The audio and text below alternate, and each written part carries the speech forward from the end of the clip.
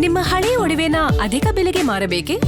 ಅಟಿಕಾಗೆ ಕಾಲ್ ಮಾಡಿ 8880 Attica gold company.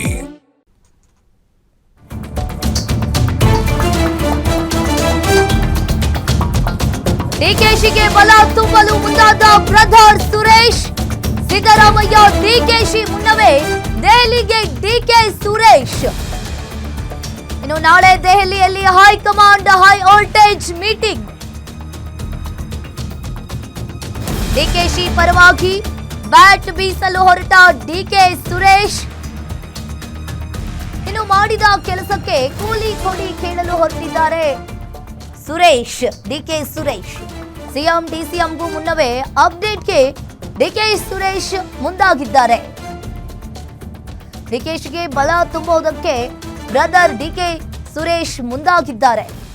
ಇನ್ನು ಒಂದ್ ಕಡೆ ಈಗಾಗಲೇ ಒಂದು ರಾಜ್ಯ ರಾಜಕೀಯದಲ್ಲಿ ಹೊಸ ಸಂಚಲನವೇ, ಅದರಲ್ಲೂ ಕೂಡ ಕಾಂಗ್ರೆಸ್ ಸರ್ಕಾರದಲ್ಲಿ ಹೊಸ ಸಂಚಲನವೇ ಸೃಷ್ಟಿಯಾಗಿದೆ ಅಂತಾನೆ ಹೇಳ್ಬೋದು. ಹಾಗಾದ್ರೆ ನಾಳೆ ಬದಲಾವಣೆ, ನಾಯಕತ್ವದ ಬದಲಾವಣೆ ಆಗುತ್ತಾ, ಹಾಗಾದ್ರೆ ಸಂಪುಟ ಸರ್ಜರಿ ಆಗುತ್ತಾ ಅನ್ನೋದನ್ನ ಕಾದ್ ನೋಡ್ಬೇಕಾಗುತ್ತೆ.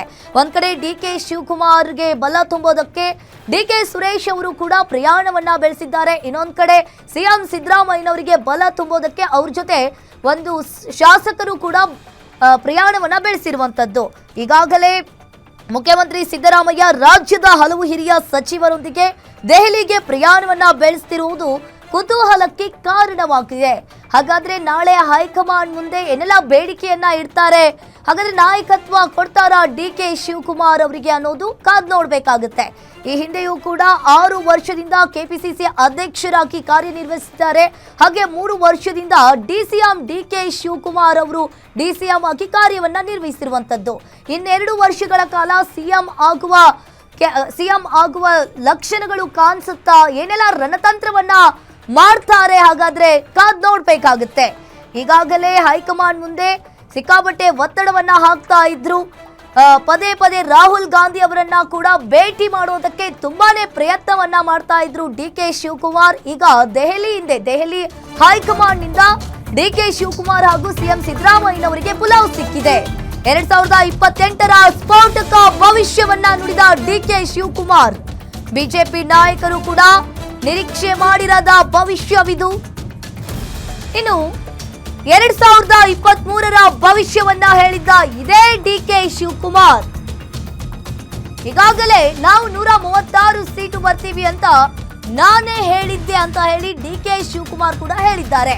ಅಮಿತ್ ಶಾ 122 ಸೀಟ್ ಬರುತ್ತೆ, ಸೂಟು ಬೂಟು ರೆಡಿ ಮಾಡ್ಕೊಳ್ಳಿ ಅಂತ ಡಿಕೆ ಶಿವಕುಮಾರ್ ಹೇಳಿದ್ರು. ಅದು ಆಗ್ಲೇ ಇಲ್ಲ. ನಾನು ಹೇಳಿದಂತೆ ನಾವು 136 ಸೀಟು ಬಂದ್ವಿ. 2028ಕ್ಕೆ ಇದೇ ಡಿಕೆ ಶಿವಕುಮಾರ್, ಇದೇ ಕಾಂಗ್ರೆಸ್ ಸರ್ಕಾರ ಇರುತ್ತೆ. ಈಗಾಗಲೇ 2028ರ ಸ್ಫೋಟಕ ಭವಿಷ್ಯವನ್ನ ಡಿಕೆ ಶಿವಕುಮಾರ್ ನುಡಿದಿದ್ದಾರೆ.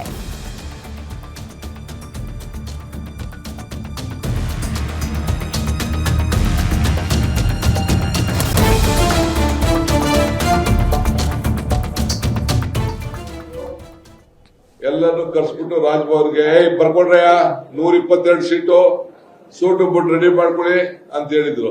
ನಾನೇನ್ ಹೇಳಿದ್ದೆ, ಬರ್ಕೊಡ್ರಯ್ಯ 136 ಅಂತ ಹೇಳಿದ್ವಿ. ಈಗೂ ಹೇಳ್ತಾ ಇದೀನಿ, ನೀವು ಬರ್ಕೊಳ್ಳಿ. 28ಕ್ಕೆ ಇದೇ ಡಿಕೆ ಶಿವಕುಮಾರ್ ಕಾಂಗ್ರೆಸ್ ಸರ್ಕಾರ ಇಲ್ಲಿರ್ತದೆ. ಅಮಿತ್ ಶಾ ಏನ್ ಹೇಳಿದ್ರು, ಎಲ್ಲರೂ ಕರ್ಸ್ಬಿಟ್ಟು ರಾಜ್ಭವನ್ಗೆ ಬರ್ಕೊಡ್ರಯ್ಯ 122 ಸೀಟು, ಸೂಟು ಬಿಟ್ಟು ರೆಡಿ ಮಾಡ್ಕೊಳ್ಳಿ ಅಂತ ಹೇಳಿದ್ರು. ನಾನೇನ್ ಹೇಳಿದ್ದೆ, ಬರ್ಕೊಡ್ರಯ್ಯ 136 ಅಂತ ಹೇಳಿದ್ವಿ. ಈಗೂ ಹೇಳ್ತಾ ಇದೀನಿ, ನೀವು ಬರ್ಕೊಳ್ಳಿ. 28ಕ್ಕೆ ಇದೇ ಡಿಕೆ ಶಿವಕುಮಾರ್ ಕಾಂಗ್ರೆಸ್ ಸರ್ಕಾರ ಇಲ್ಲಿರ್ತದೆ. ಅಮಿತ್ ಶಾ ಏನ್ ಹೇಳಿದ್ರು, ಎಲ್ಲರೂ ಕರ್ಸ್ಬಿಟ್ಟು ರಾಜ್ಭವನ್ಗೆ ಬರ್ಕೊಡ್ರಯ್ಯ 122 ಸೀಟು, ಸೂಟು ಬಿಟ್ಟು ರೆಡಿ ಮಾಡ್ಕೊಳ್ಳಿ ಅಂತ ಹೇಳಿದ್ರು. ನಾನೇನ್ ಹೇಳಿದ್ದೆ, ಬರ್ಕೊಡ್ರಯ್ಯ 136 ಅಂತ ಹೇಳಿದ್ವಿ. ಈಗೂ ಹೇಳ್ತಾ ಇದೀನಿ, ನೀವು ಬರ್ಕೊಳ್ಳಿ. 28ಕ್ಕೆ ಇದೇ ಡಿಕೆ ಶಿವಕುಮಾರ್ ಕಾಂಗ್ರೆಸ್ ಸರ್ಕಾರ ಇಲ್ಲಿರ್ತದೆ. ಅಮಿತ್ ಶಾ ಏನ್ ಹೇಳಿದ್ರು,